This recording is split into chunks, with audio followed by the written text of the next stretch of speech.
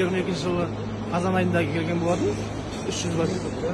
Сол енді осы 5 ай қазан айынан қараша айынан бастап апрель айы сәуір айына дейін туды. 300 бас бұзау алдық. Сол бұзаумен ол үшін қазір 600 бас мал басы бар. Жалпы осында 80 адамдай жұмыс істейді. Мамандары бар, жұмысшылары бар. Жалпы жұмысымыздың жақсы. Қандай қорады бұл? Гольштейн породы, гольштейнский фриз дейтін. Күніне қанша ес?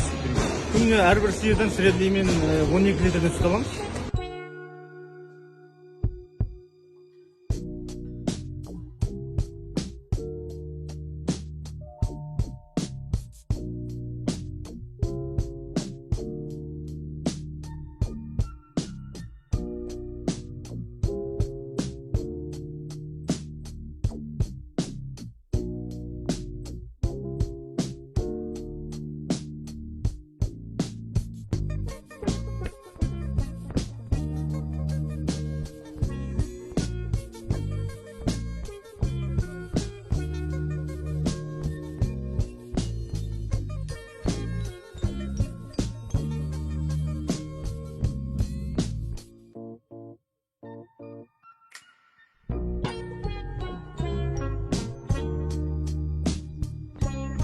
От 8 градустағы су өзінің қыздыратын, жылытып алатын заты бар. Тоқты тірілту үшін.